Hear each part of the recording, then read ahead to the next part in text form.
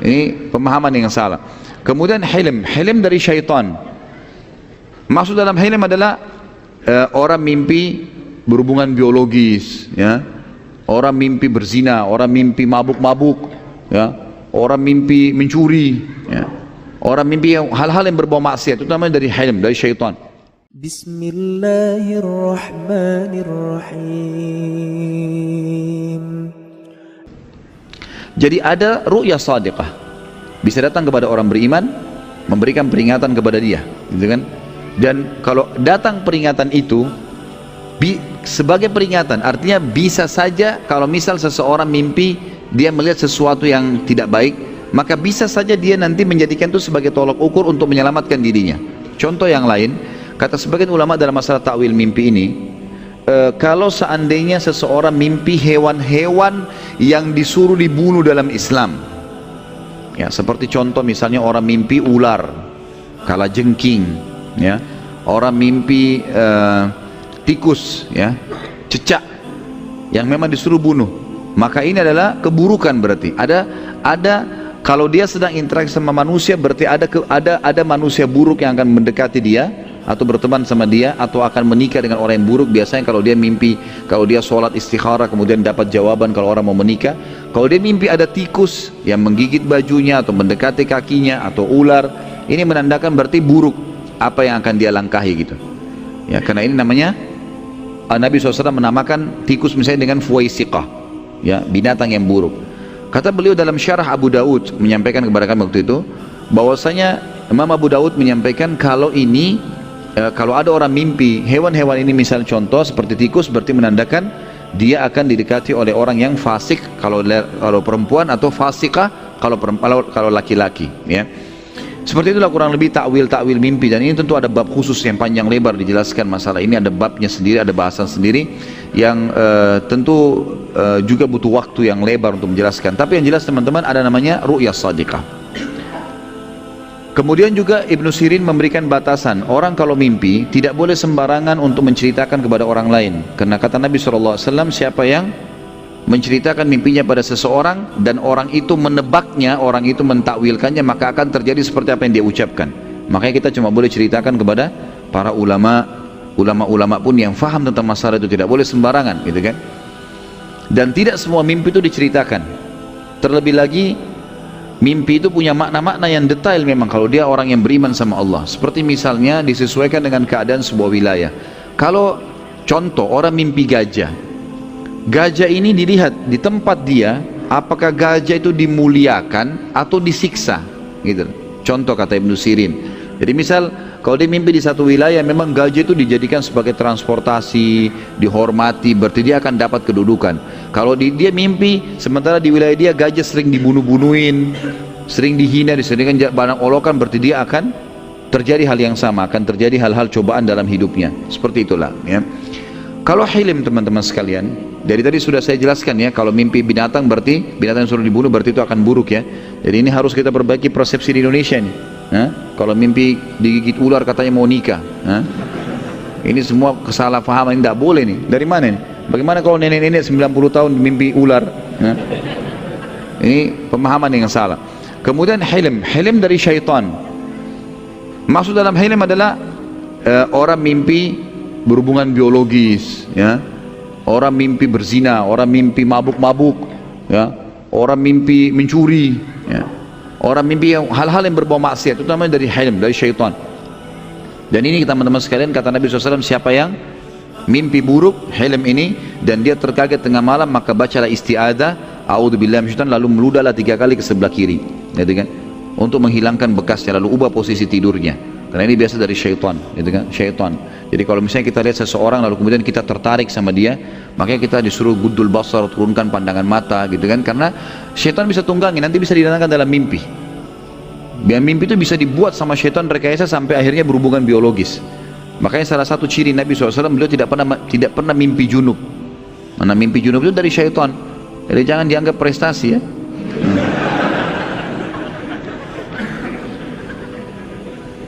Jelas sampai sini, ya? Masih kuat gak duduk ini? Benar. Bilang kalau sudah capek, ya. Lanjut nggak? Baik. Kita sekarang masuk teman-teman sekalian ke proses penobatan kenabian. Jadi sudah selesai tadi penjelasan kita panjang lebar tentang fase-fase sebelum kenabian, di mana Nabi SAW punya banyak kelebihan dan di mana Allah Subhanahu Wa Taala mendidik beliau untuk itu. Ya. Baik, kita masuk sekarang prosesi penobatan kenabian. Setelah berjalannya masa khalwah ini, Nabi SAW suka khalwah. Di masa penobatan kenabian di bulan Ramadan, tepatnya 26 hari Nabi SAW tinggal di Gua Hira itu 26 hari.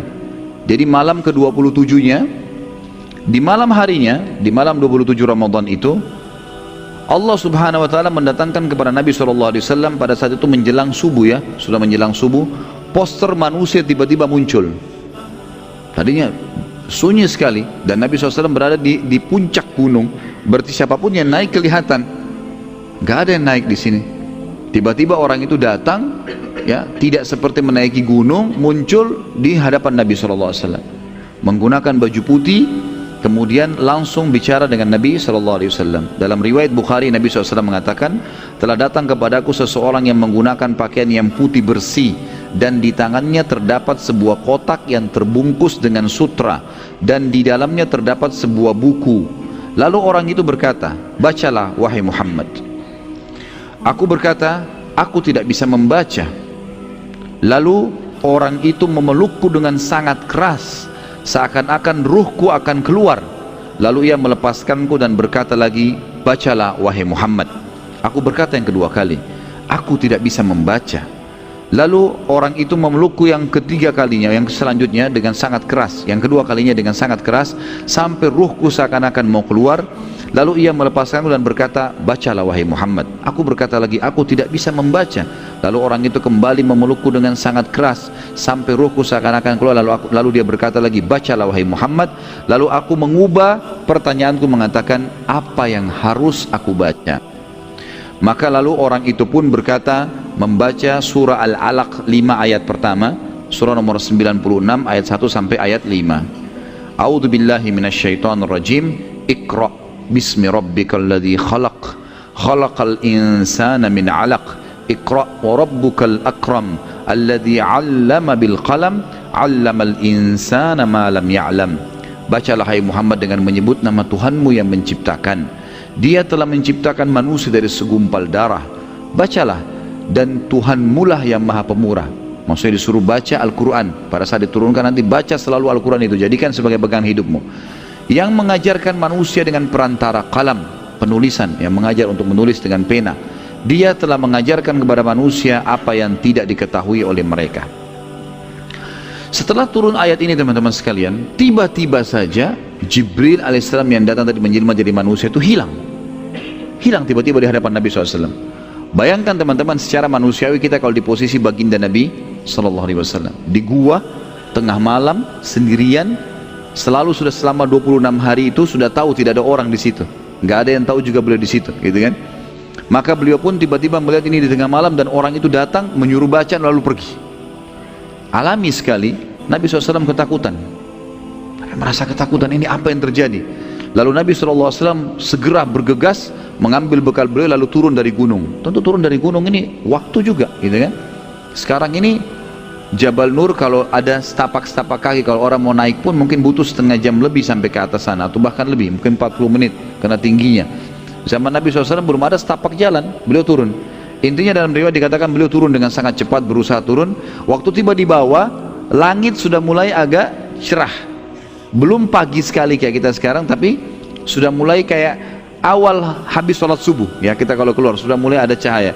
Kata Nabi SAW, tiba-tiba aku pada saat sudah tiba di sebuah padang pasir yang luas di lereng gunung itu, di bawah gunung, aku mendengarkan suara dari langit mengatakan, wahai Muhammad, engkau adalah utusan Allah dan aku adalah Jibril. Wahai Muhammad, engkau adalah utusan Allah, aku adalah Jibril. Wahai Muhammad, engkau adalah utusan Allah, aku adalah Jibril. 3 kali. Kata Nabi SAW dalam hadis Bukhari, aku pun mengangkat kepalaku ke langit dan aku melihat seluruh langit, timurnya, baratnya, utaranya, selatannya dipenuhi dengan poster badan Jibril, ya. Dan Jibril Allah karuniai 600 ekor sayap yang kalau satu sayapnya dikebaskan bumi ini maka akan hancur bumi ini. Setelah itu pun Jibril menghilang alaihissalam. Nabi SAW bertambah ketakutannya. Lalu beliau pun pulang ke rumah. Namun sebelumnya teman-teman sekalian, sebelum saya bicara bagaimana proses tiba di rumah dan bertemu dengan istrinya Khadijah radhiyallahu anha, perlu saya tambahkan, dan saya tambahkan dalam tulisan saya di sini, kalau Nabi SAW telah melihat Jibril alaihissalam dalam poster aslinya sebagai malaikat dua kali. Selebihnya bertemu dengan Nabi SAW dalam manusia, jelmaan manusia, gitu kan. Dan sering kali Jibril menjelma menjadi Dihyal Kalbi radhiyallahu anhu, ya. Baik, kita akan sebutkan pertemuan Nabi SAW yang kedua adalah pada saat terjadi Isra dan Mi'raj. Jadi pertama pada saat menerima wahyu ini melihat poster asli malaikat, dan yang kedua adalah pada saat Isra Mi'raj. Dan Allah sebutkan dalam surah An-Najm, surah nomor 53 ayat 1 sampai ayat 8, A'udzubillahi minasyaitonirrajim. Wan najmi idza hawa ma dhalla sahibukum wa ma ghawa wa ma yantiqu 'anil hawa in huwa illa wahyun yuha 'allamahu syadidul quwa dzu mirratin fastawa wa huwa bil ufuqil a'la thumma dana fatadalla fakana qaba qausaini aw adna fa ila 'abdihi ma auha ma kadzabal fuadu ma ra'a afatumarunahu ala ma yara walaqad ra'ahu nazlatan ukhra 'inda sidratil muntaha indaha jannatul ma'wa idh yaghsha sidrata yaghsha ma zaghal basar wa ma tagha laqad ra'a min ayati rabbihil kubra. Demi bintang ketika terbenam, maksudnya Allah yang mengatakan bintang yang terbenam yang tidak kelihatan kalau pagi itu adalah aku yang melakukannya. Kawan kalian Muhammad tidak sesat dan tidak pula keliru, dan tiada yang diucapkan itu Al-Quran menurut kemauan hawa nafsunya. Ucapan yang diucapkan adalah wahyu yang diwahyukan kepadanya, yang diajarkan kepadanya oleh Jibril yang sangat kuat, yang mempunyai akal yang cerdas. Dan Jibril itu menampakkan dirinya dengan rupa aslinya kepada Muhammad, sedang ia berada di ufuk yang tinggi tadi di langit itu. Kemudian dia mendekat, lalu bertambah dekat dengan wajah Nabi SAW. Maka jadilah dia dengan Muhammad hanya sejarak dua ujung busur panah atau lebih dekat lagi. Jadi busur panah biasanya anggaplah lebarnya 2 meter misalnya. Dua anak busur panah, jadi cuma 4 meter antara Nabi SAW dengan Jibril. Ya, Jibril tadi sangat besar di langit. Tiba-tiba Jibril makin mendekat dengan wajah Nabi SAW. Itu luar biasa, ya. Mandangan yang memang membuat kaget gitu. Kata Allah SWT di sini, maka jadilah dia dekat pada Muhammad sejarak 2 ujung busur panah atau lebih dekat lagi. Lalu dia menyampaikan kepada Muhammad apa yang telah Allah wahyukan. Hatinya tidak mendustakan apa yang dilihatnya. Muhammad SAW betul melihat itu. Maka apakah kaum musyrik Mekah hendak membantahnya tentang apa yang dilihatnya?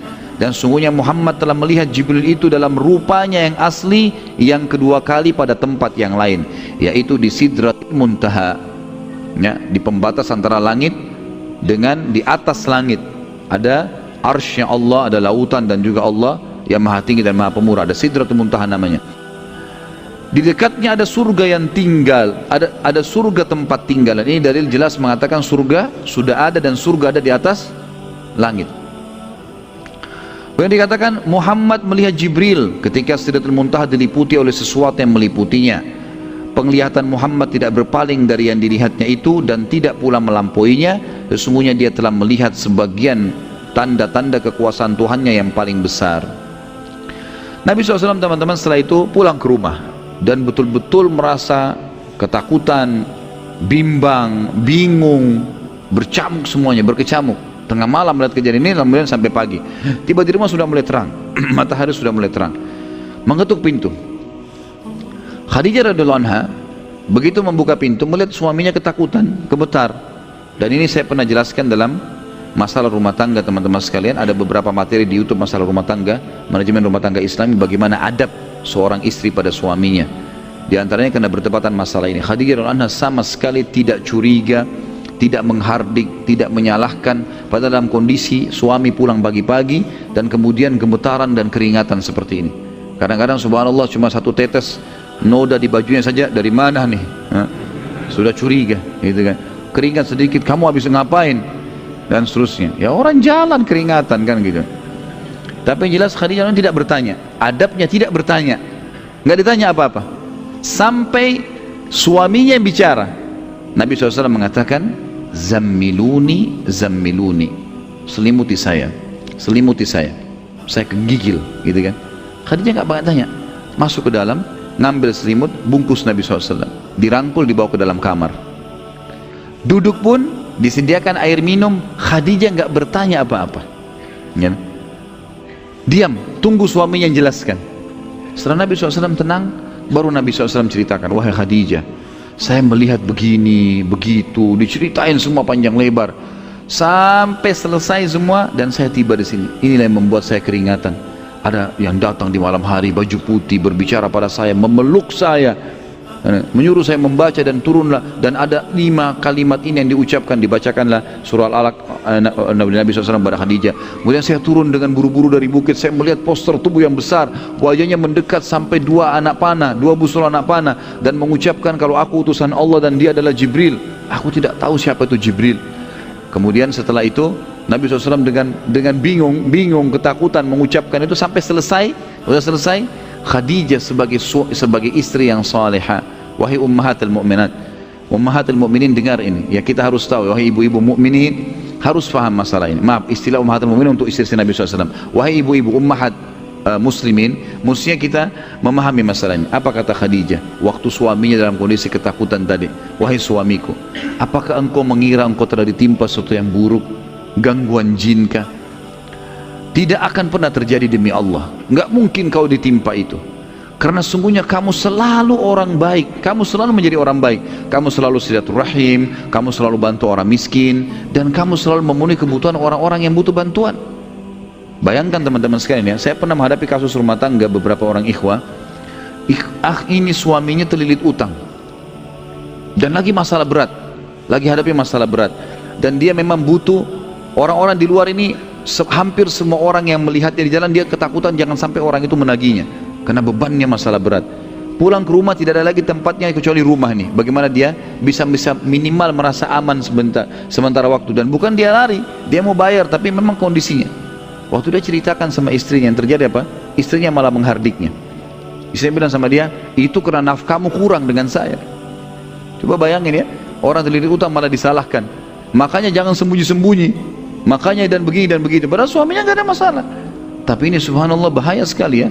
Ini adab dalam rumah tangga yang kalau dijaga teman-teman akan sangat menjaga keharmonisan rumah tangga. Yang jelas Khadijah radhiyallahu anha mengatakan, wahai suamiku, janganlah engkau khawatir, aku memiliki seorang sepupu yang bernama Waraqah bin Naufal. Dia punya informasi, mungkin dia punya informasi, ayo kita ke sana. Nabi SAW habis mandi, sudah ganti baju segala, dibawalah pada pagi itu oleh Khadijah bertemu dengan Waraqah bin Naufal. Setelah tiba, dan akhirnya diceritakan oleh Nabi SAW semua kejadian tersebut, Waraqah bin Naufal terheran-heran. Lalu kemudian dia terus menyimak setiap cerita Nabi SAW. Ciri-ciri yang disebutkan semuanya oleh Nabi SAW, kena detail sekali. Ini baru kejadian tadi pagi. Hari itu juga langsung dibawa bertemu dengan Waraqah bin Naufal. Dan Nabi SAW masih menceritakan dengan kejadian yang luar biasa gitu. Maka Waraqah bin Naufal waktu sudah selesai mengatakan, sudah selesai Muhammad, ada yang kau mau sampaikan lagi? Sudah nggak ada. Kata Waraqah bin Naufal, Allahu Akbar, yang datang kepada kamu adalah Namusul Akbar. Namusul Akbar ini teman-teman sekalian adalah istilah makhluk yang bersayap. Ini disebutkan masyhur di kalangan para Bani Israel, orang-orang ahli kitab Yahudi Nasrani. Dalam kitab ini, dalam Taurat ini disebutkan dengan istilah Namusul Akbar, Jibril ini. Maka dia mengatakan, Allahu Akbar, telah datang kepada kamu Namusul Akbar yang telah bertemu dengan Musa alaihissalam ya. Saya berharap bila saya masih hidup saat engkau nanti resmi diutus oleh Allah, datang lagi wahyu dan kau sudah diperintahkan untuk berdakwah. Ini kan belum ada perintah berdakwah, baru informasi kau adalah utusan Allah, belum ada perintah. Nanti kita akan pelajari ada dakwah sembunyi-sembunyi, ada dakwah terang-terangan. Nanti kalau Allah sudah suruh baru disampaikan, gitu kan? Jadi belum di sini. Kalau saya masih hidup nanti di saat kau diutus kelak, maka pastilah aku akan menjadi penolongmu saat engkau diperangi dan dikeluarkan dari Mekah oleh kaummu.